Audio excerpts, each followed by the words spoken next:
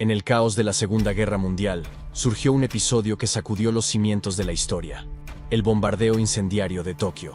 Ejecutado por las fuerzas estadounidenses en marzo de 1945, este acto de devastación transformó la capital japonesa en un abismo de llamas. Desde la meticulosa planificación hasta las importantes secuelas, este evento marcó un punto de quiebre en el conflicto del Pacífico. Adéntrate en la noche de fuego y terror que cambió el rumbo de la guerra, dejando una huella imborrable en la memoria colectiva de dos naciones enfrentadas. Acompáñanos a hacer un repaso de esta increíble historia. El 9 de marzo de 1945. La nación isleña de Japón, con su juicio nublado por el orgullo y las antiguas tradiciones, continuaba desafiando a los aliados y se negaba a rendirse. Pocos sabían que una tormenta de proporciones abrumadoras se dirigía hacia el corazón mismo de Japón. Desde las distantes Islas Marianas, una oscura armada se elevó a los cielos. Los motores retumbantes rugieron mientras B-29 Super Fortress se elevaban hacia los cielos, con sus vientres rebosantes de más de 500.000 de cilindros de napalm y gelatina de petróleo. La misión, denominada Operación Meeting House, marcó un cambio significativo, lejos del cuidadoso bombardeo de precisión. Esto ocurrió después de meses de ataques quirúrgicos por parte de la 20ª Fuerza Aérea de los Estados Unidos a objetivos militares dentro de Japón que habían dado poco resultado. Se tomó la decisión de cambiar de táctica. La cuidadosa consideración daría paso a una pura y abrumadora fuerza, una estrategia que había postrado tanto a Hamburgo como a Dresde. Al ponerse el sol, un fuerte viento se extendió por el archipiélago. A pesar de su terquedad, los japoneses tenían en realidad muy poco en términos de defensas. Su fuerza aérea era una sombra de lo que fue en el pasado, y sus medidas antiaéreas no estaban preparadas para el torrente de llamas que se avecinaba. El cielo nocturno estaba cubierto por las alas extendidas de los bombarderos estadounidenses, y una tormenta de fuego fue desatada sobre la ciudad. Barrios enteros se encendieron en llamas. El cielo se volvió negro como la noche, y la nieve comenzó a caer. Pero esta no era una nieve ordinaria. Eran las negras cenizas de la guerra. Tokio, con sus muchas estructuras de madera y bambú, era particularmente vulnerable. Más de 16 millas cuadradas del corazón de Tokio fueron envueltas por el fuego. El inquietante evento, que llegaría a conocerse como la Noche de la Nieve Negra, haría palidecer en comparación los bombardeos de Hiroshima y Nagasaki ante el poder destructivo desatado ese día. Incluso ahora, se le considera el ataque aéreo más destructivo de la historia humana. Tras el ataque japonés a Pearl Harbor el 7 de diciembre de 1941, Estados Unidos se encontró lidiando con las consecuencias. La flota del Pacífico había sufrido daños significativos, y la confianza de la nación estaba tambaleándose. En todo el país, había un deseo palpable de represalia contra el imperio japonés. Sin embargo, la posición estratégica de Japón en el Pacífico, fortalecida por sus bases insulares y su formidable armada, dificultaba la represalia directa. No obstante, los estrategas militares estadounidenses seguirían adelante. A tan solo 132 días después de Pearl Harbor, concibieron un plan audaz, sin precedentes en su enfoque. Esta misión fue liderada por el teniente coronel James Jimmy Doolittle. El plan involucraba 16 bombarderos B-25 Mitchell, modificados para la tarea en cuestión, lanzándose desde el portaaviones USS Hornet.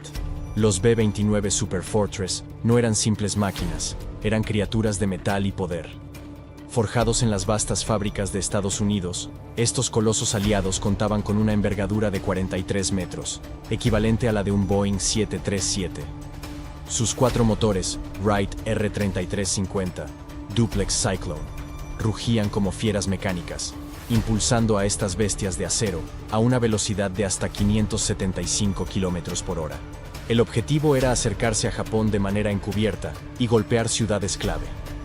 El 2 de abril de 1942, el USS Hornet zarpó con estos bombarderos. A pesar de su alcance típico de 1.300 millas, estos bombarderos estaban equipados con tanques de combustible auxiliares, extendiendo su alcance a más de 2.000 millas. Su ruta de vuelo fue meticulosamente planeada para evitar el radar enemigo. El 18 de abril de 1942, ingresaron al espacio aéreo japonés, apuntando a ciudades como Tokio, Yokohama, Kobe y Nagoya, antes de poner rumbo a China. Los 80 aviadores, plenamente conscientes de los riesgos de la misión, continuaron adelante. Su viaje profundo en territorio enemigo fue peligroso, especialmente con las capacidades de la Fuerza Aérea Japonesa. Su plan era aterrizar en China después de la misión, ya que un regreso al USS Hornet no era factible.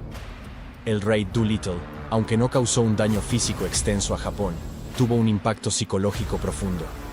Señaló al mundo que Estados Unidos permanecía resiliente y decidido. La moral del público estadounidense se disparó. Sin embargo, el ataque tuvo consecuencias no deseadas. El ejército japonés, herido por esta transgresión contra la patria, intensificó sus esfuerzos en el Pacífico. Esta agresión intensificada culminó en la batalla de Midway, en junio de 1942. Los japoneses buscaron capturar la isla de Midway, pero sus esfuerzos fueron frustrados por las fuerzas estadounidenses, en un enfrentamiento crucial que cambió el impulso de la guerra. Paralelamente, los ingenieros estadounidenses estaban desarrollando un bombardero avanzado, el B-29 Super Fortress. Con un notable alcance de 5.592 millas, era una mejora significativa con respecto al B-25. Sin embargo, para atacar efectivamente a Japón, una base más cercana era esencial. El ejército estadounidense emprendió una rigurosa campaña a través del Pacífico, enfrentando una feroz resistencia en cada paso. Su objetivo eran las Islas Marianas, codiciadas por su importancia estratégica, como bases para lanzar ataques aéreos contra Japón. Después de combates intensos, las islas fueron aseguradas, marcando un hito crucial en la campaña del Pacífico durante la Segunda Guerra Mundial. El 12 de octubre de 1944, aterrizó el primer B-29 en las Marianas, permitiendo a los Estados Unidos establecer una base avanzada para sus bombarderos de largo alcance. Con Tokio ahora a una distancia alcanzable, el panorama estratégico había cambiado drásticamente, inclinando la balanza a favor de los aliados. El B-29, simbolizando una nueva etapa en el conflicto del Pacífico, se hallaba preparado para desempeñar un papel significativo en los eventos que se desarrollaron. Con el sol ocultándose tras las costas teñidas de sangre del Pacífico, Estados Unidos se embarcó en una campaña implacable para doblegar al Imperio de Japón. La Guerra del Pacífico alcanzaba su clímax. Desde los estratégicos puntos de observación de las recién adquiridas islas de Saipan y Tinian, los poderosos B-29 Super Fortress se alzaron. Estas aeronaves, los bombarderos operativos más grandes de la Segunda Guerra Mundial, portaban bombas, mientras los pilotos ardían en determinación por poner fin a la guerra más devastadora de la historia humana.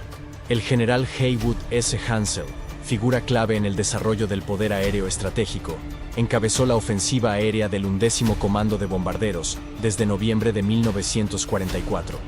Su misión era clara: debilitar las capacidades bélicas de Japón. El primer ataque apuntó a la fábrica de motores Musashino en las afueras de Tokio. Sin embargo, los resultados estuvieron lejos de ser satisfactorios. En un constante cambio, los ataques de precisión se intensificaron ante los vigorosos e intensos vientos que se propagaron en la nación insular.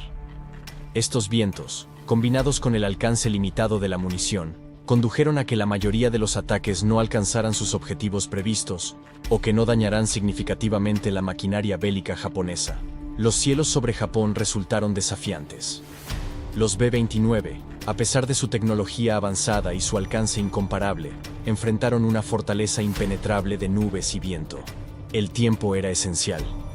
El liderazgo de Estados Unidos, incluido el presidente Franklin D. Roosevelt, estaba perdiendo la paciencia. El Imperio de Japón, aunque golpeado, permanecía desafiante. Su máquina de propaganda prometía luchar hasta el último hombre. El costo de esta resistencia en vidas estadounidenses aumentaba. Algo tenía que ceder. El general Henry H. Arnold, jefe de las Fuerzas Aéreas del Ejército de los Estados Unidos, estaba furioso. Los resultados insatisfactorios de la campaña de bombardeos no podían tolerarse más. El general Hansel fue destituido de su cargo, y el general de división Curtis LeMay, famoso por sus tácticas despiadadas e innovadoras, asumió el mando. LeMay estaba plenamente consciente de la presión que enfrentaba. Necesitaba obtener resultados. Los ataques de precisión habían fracasado, y un cambio de enfoque era inevitable. Aunque Estados Unidos siempre había privilegiado el bombardeo preciso, centrado en objetivos industriales clave, los aliados habían demostrado otra táctica en Europa: Sus bombardeos de área sobre ciudades como Hamburgo y Dresde habían desencadenado enormes tormentas de fuego. A partir de estas lecciones y de los ensayos de bombardeo realizados en los terrenos de pruebas de Dogway en Estados Unidos, LeMay reconoció el potencial de las bombas incendiarias contra las estructuras mayoritariamente de madera y papel en las ciudades japonesas. En una decisión decisiva, LeMay cambió la estrategia. Los B-29 ya no serían instrumentos de precisión, se convertirían en heraldos de la destrucción generalizada, con el objetivo de forzar al imperio a la mesa de negociaciones. Comenzaron los ataques de golpes aéreos sobre Japón. Con ellos, se inició el último capítulo de la saga de la Guerra del Pacífico. En un contexto de tierras limitadas y población en aumento, las ciudades japonesas se encontraban densamente pobladas. El paisaje urbano era un mosaico complejo de industria, ocio y vida doméstica. A diferencia de muchas ciudades occidentales, donde las zonas industriales solían estar segregadas, en Japón estas instalaciones estaban entrelazadas con vecindarios residenciales. Este entorno urbano único, aunque presentaba desafíos para sus habitantes, ofrecía una oportunidad estratégica para los planificadores militares estadounidenses. Surgió la idea: si los distritos residenciales de Tokio podían ser incendiados, los sectores militares industriales entrelazados inevitablemente se verían envueltos en el fuego. Las proyecciones eran desalentadoras. Los asaltos incendiarios a las 6 principales ciudades de Japón tenían el potencial de devastar casi el 40% de la infraestructura industrial de la nación, lo que equivalía a una pérdida de aproximadamente 7.6 millones de meses hombre de trabajo. Un ataque de tal magnitud afectaría gravemente al ya debilitado esfuerzo bélico japonés. Aunque las inevitables bajas civiles planteaban una preocupación grave, se argumentaba que muchos de los civiles en el punto de mira serían trabajadores de los sitios industriales adyacentes. Su pérdida debilitaría aún más el aparato de guerra japonés, asegurando que las bajas no fueran simplemente daños colaterales sin valor estratégico. Las preparaciones comenzaron en serio. Se realizaron experimentos para optimizar las cargas incendiarias. Los incendiarios M69 fueron identificados como los agentes más potentes de destrucción. La actividad se intensificó en las Islas Marianas, mientras vastas cantidades de estos dispositivos incendiarios fueron almacenados. Los B-29 Super Fortresses, formidables por derecho propio, se sometieron a modificaciones para alojar 4 toneladas de explosivos. Las misiones preliminares sobre Japón arrojaron resultados variados. Algunos incendiaron áreas extensas, mientras que otros fueron menos efectivos. El 3 de enero, Nagoya sufrió un ataque incendiario, aunque los bomberos de la ciudad lograron contener el fuego. Esto llevó a un sentido de exceso de confianza en el liderazgo japonés, ajeno a la tormenta que se avecinaba. El general de división Curtis LeMay, con la inmensa responsabilidad de esta campaña, revisó los ataques iniciales y dedujo que los incendiarios habían sido lanzados desde altitudes excesivas. Una altura de lanzamiento más baja mejoraría la precisión y permitiría soportar mayores cargas. Sin embargo, esto implicaba riesgos, ya que exponía a las aeronaves a amenazas antiaéreas elevadas. LeMay tenía una ventaja estratégica. Informes de inteligencia sugerían que los japoneses tenían solo 2 escuadrones de cazas nocturnos, considerados una amenaza mínima. Con un riesgo calculado, ordenó eliminar todo armamento defensivo de los B-29, lo que permitió una carga incendiaria aún mayor. A medida que se acercaba el día crucial, surgieron murmullos de inquietud sobre las bajas civiles. Firme en su decisión, LeMay creía que los japoneses no estarían preparados para un ataque a baja altitud. Era consciente de las implicaciones morales, llegando a comentar: si perdemos la guerra, seremos juzgados como criminales de guerra. Sin embargo, no contemplaba la derrota. A pesar del dilema ético dentro de las filas, las órdenes eran irrevocables. Los B-29 ascendieron con bodegas repletas de instrumentos indiscriminados de destrucción. Se produjo un cambio profundo en la guerra. Las consecuencias de esa noche alterarían indeleblemente la historia. Esto marcó el advenimiento de una nueva era en la guerra, donde las llamas de la aniquilación se refinaron y se desataron con una ferocidad sin igual. Al caer la noche del 8 de marzo de 1945, una tensión palpable envolvía el Pacífico. El general Curtis LeMay lideró una operación que apuntaría al corazón mismo de Tokio, específicamente al distrito de Shitamachi, el bullicioso centro de actividad de la clase trabajadora de Tokio. Las tripulaciones de los B-29, conscientes de la gravedad de su misión, se prepararon para golpear el corazón industrial de Tokio. Su misión era clara: paralizar las fábricas que alimentaban los esfuerzos bélicos de Japón. Pero la estrategia tenía un alto costo. Se esperaba un gran número de bajas civiles, un sombrío recordatorio de las complejidades de la guerra moderna. Aunque LeMay, como experimentado estratega militar, deseaba supervisar personalmente este ataque crucial, estaba al tanto de un arma clasificada de poder sin igual: las bombas atómicas.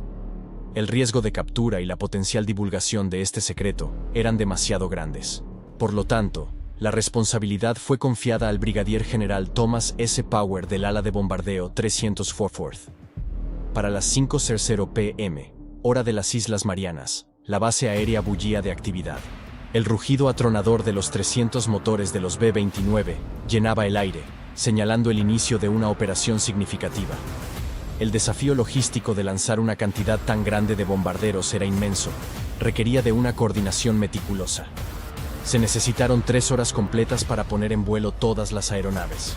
A medida que los B-29 entraban en el espacio aéreo japonés, interpretaciones erróneas iniciales los consideraban parte de un ejercicio rutinario. Pero cuando la verdadera naturaleza de su misión se hizo evidente, ya era demasiado tarde. Poco después de la medianoche del 10 de marzo, cayeron las primeras bombas incendiarias. Los bombarderos líderes marcaron una X sobre Tokio, guiando a los siguientes bombarderos para rodear la ciudad en llamas. A pesar de los valientes esfuerzos defensivos de Tokio, la intensidad pura del fuego abrumó las defensas de la ciudad. Desde su punto de vista, las tripulaciones de los B-29 fueron testigos del infierno debajo de ellos. Citando registros históricos, Bowman, cuyo padre fue parte de la tripulación del ataque, citó a Jim Wild, ingeniero de vuelo de un B-29. El mundo debajo de nosotros era un infierno, y el calor y el humo penetraron rápidamente en nuestra aeronave. Las corrientes térmicas del fuego, como monstruosas garras ardientes, levantaron las masivas aeronaves por miles de pies en el aire, solo para dejarlas caer de forma abrupta, como si la misma mano de la furia les hubiera soltado. Robert Bigelow, piloto de uno de los B-29, detalló las medidas defensivas japonesas mientras susurros de incertidumbre se filtraban en la cabina. El cielo estaba lleno de trazadores de fuego antiaéreo, dijo con voz grave, intersectándose en una danza caótica, como si el mismo infierno nos estuviera persiguiendo. Pero a pesar del caos, Bigelow y su tripulación se aferraron a su misión con determinación. El repiqueteo de la metralla contra nuestras alas apenas se escuchaba, recordó con asombro más tarde. Estábamos tan inmersos en la tarea en cuestión, que el estruendo del combate se convirtió en un murmullo lejano, un eco de un mundo que parecía ajeno al nuestro.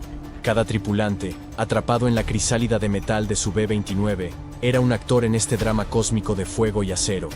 Los motores rugían con ferocidad, como bestias indomables que llevaban consigo la voluntad de un país entero. En el aire, el olor acre del humo se mezclaba con el sudor y el miedo, formando una sinfonía macabra que envolvía a los hombres en su abrazo implacable. Pero dentro de cada corazón latía la misma determinación: cumplir con la tarea, hacer lo que fuera necesario para llevar la luz del día a través de la oscuridad de la noche.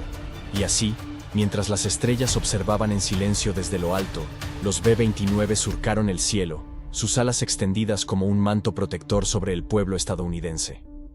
En las profundidades de la noche, el destino de naciones se forjaba con cada bomba que caía, con cada chispa que encendía el fuego que consumía ciudades enteras. Y aunque la guerra rugía a su alrededor, los hombres de los B-29 se aferraron a la esperanza de un mañana mejor, sabiendo que su sacrificio no sería en vano, que su valor sería recordado por generaciones venideras como un faro de libertad en un mar de oscuridad. Después de soltar su carga, Bigelow llevó su B-29 lejos de la ciudad ardiente. A 150 millas de distancia, el resplandor de Tokio era inconfundible. Los incendios rugían, consumiendo incluso las áreas desde las cuales había surgido el fuego antiaéreo. Las llamas se fusionaron abajo en un torbellino de destrucción, emanando humo negro y espeso hacia las estrellas. La vasta extensión de Tokio fue consumida por un infierno. En media hora, lo que comenzó como incendios aislados, se convirtió en un incendio colosal. El departamento de bomberos de la ciudad, abrumado por el desastre, retrocedió. Las autoridades japonesas facilitaron una evacuación masiva. El distrito de Shitamachi, una vez bullicioso, estaba ahora a merced de las llamas. Miles perecieron entre el fuego y el humo sofocante. Haruyo Nihei había vivido la devastación de los bombardeos estadounidenses en Tokio. La urgencia en la voz de su padre en las primeras horas del 10 de marzo señalaba una amenaza diferente. Agarró su mochila de emergencia y huyó de la tienda familiar en Kameido, acompañada por su familia. Navegando por las calles familiares, el aire aspirado del fuego hacía que cada respiración fuera una lucha. Refugiándose en un refugio subterráneo, Nihei recuerda. El refugio estaba lleno de sonidos de pasos frenéticos y los llantos de los niños. Pero incluso los confines del refugio no pudieron mantener a raya el destino inminente. Emergiendo de su refugio temporal, se encontraron con una ciudad en caos, con hogares y puntos de referencia reducidos a cenizas. Los refugios, promocionados anteriormente como lugares seguros, resultaron inútiles contra las llamas.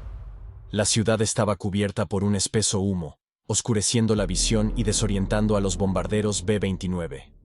Algunos se desviaron de su curso, intensificando inadvertidamente la devastación. En tierra, el pánico reinaba supremo, con temperaturas en ciertas áreas alcanzando los inimaginables 1800 grados Fahrenheit, exacerbando el costo humano. Cuando los incendios retrocedieron, ayudados por el expansivo canal Nakagawa, la devastación era evidente. Más de 100.000 personas habían perecido. 1.000.000 resultaron heridas, y otro 1.000.000 fueron desplazadas. Aquellos afortunados en sobrevivir se encontraron con un paisaje urbano transformado en un páramo humeante. Muchos buscaron consuelo en las áreas más adineradas de Tokio. Sin embargo, el marcado contraste entre la opulencia que encontraron y la devastación que dejaron atrás desencadenó una nueva ola de ira y desilusión. La opulencia de la élite japonesa, fusionada con su propio sufrimiento, alimentó disturbios e inquietud. Incluso cuando los incendios disminuyeron, el cielo permaneció envuelto en una densa neblina de humo y cenizas. Los restos de la devastación se asentaron como una oscura y ominosa nevada sobre Tokio. Este evento angustiante sería recordado para siempre en la memoria de sus sobrevivientes como la Noche de la Nieve Negra. En el periodo posterior al bombardeo de Tokio, la magnitud de la destrucción fue minimizada tanto por los medios de comunicación japoneses como por los estadounidenses. Cada uno tenía su propia narrativa que mantener, sin que ninguno de los dos bandos estuviera dispuesto a enfrentarse completamente al asombroso costo humano. Los informes estadounidenses destacaban el golpe paralizante infligido a la infraestructura japonesa, enmarcándolo como una victoria significativa sobre el poder industrial de Japón. Por otro lado, los medios de comunicación japoneses se centraron en los éxitos defensivos, particularmente el derribo de los bombarderos B-29, mientras evitaban el vasto sufrimiento civil para proyectar una imagen de resistencia inquebrantable. El liderazgo estadounidense, en ese momento, no categorizó el asalto incendiario a Tokio, que resultó en la pérdida de más de 100.000 vidas, como un crimen de guerra. Fue retratado como una decisión estratégica, una medida necesaria para acelerar la conclusión de la guerra y proteger a los soldados estadounidenses. Sin embargo, incluso con la destrucción de vastas zonas industriales y la trágica pérdida de innumerables civiles, la determinación de Japón permaneció intacta. La respuesta de la nación fue pragmática: reasignar los escuadrones aéreos restantes de operaciones ofensivas a roles defensivos, fortificar Tokio contra posibles futuros ataques.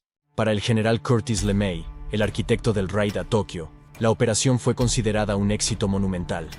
Creía que las capacidades bélicas de Japón habían sido críticamente comprometidas. La devastación del 10 de marzo fortaleció a las fuerzas estadounidenses. Los ataques posteriores a Tokio en abril y mayo arrasaron un área equivalente a 1,5 veces el tamaño de Manhattan. La campaña de bombardeos incendiarios se extendió a otras ciudades importantes, incluidas Nagoya, Osaka y Kobe. Los registros indican que ni siquiera las ciudades más pequeñas, un total de 58, fueron perdonadas. Northfield, en la isla de Tinian, desde donde despegaron los B-29, se convirtió en el epicentro de estas operaciones, transformándose en el aeropuerto más activo del mundo. La documentación posterior a la guerra de la Fuerza Aérea del Ejército de los Estados Unidos afirmaba sin rodeos que para junio, los principales centros industriales de Japón ya no eran objetivos viables. Sin embargo, estos ataques implacables no llevaron a Japón a la capitulación. En cambio, fortalecieron la determinación de la nación. El primer ministro Suzuki Kantaro En una proclamación ferviente, afirmó: "Nosotros, junto con toda nuestra nación, estamos indignados por las acciones estadounidenses. Estamos firmemente comprometidos a enfrentar y derrotar a este audaz enemigo". La tenacidad de Japón persistió durante otros 5 meses, hasta que los bombardeos atómicos de Hiroshima y Nagasaki los obligaron a rendirse. En los años posteriores, mientras el mundo lidiaba con las secuelas de la guerra y sus implicaciones éticas, las perspectivas sobre la Noche de la Nieve Negra cambiaron. Los activistas, predominantemente japoneses, abogaron por su reconocimiento como crimen de guerra, amplificando las voces de las víctimas silenciosas de esa noche y exhortando a los Estados Unidos a emitir una disculpa formal. Hasta la fecha, el gobierno de Estados Unidos no ha emitido tal disculpa. En los registros oficiales, la Noche de la Nieve Negra sigue clasificada como una operación militar en tiempo de guerra. Los informes históricos, si bien reconocen la devastación infligida, tienden a centrarse en la eficacia táctica y estratégica de los bombardeos, sin explorar completamente las consecuencias humanas y éticas. Sin embargo, los relatos personales de quienes vivieron esa noche arrojan luz sobre la angustia y el sufrimiento experimentados por los civiles japoneses. Muchos de estos relatos, transmitidos de generación en generación, forman parte del legado doloroso pero importante de la Noche de la Nieve Negra. A medida que el tiempo avanza y las generaciones cambian, la Noche de la Nieve Negra sigue siendo un recordatorio sombrío de los horrores de la guerra y la fragilidad de la humanidad en tiempos de conflicto. Aunque los líderes políticos y militares toman decisiones que dan forma al curso de la historia, son las personas comunes y corrientes, atrapadas en medio del caos y la destrucción, quienes soportan el peso más pesado de las decisiones tomadas en los salones del poder.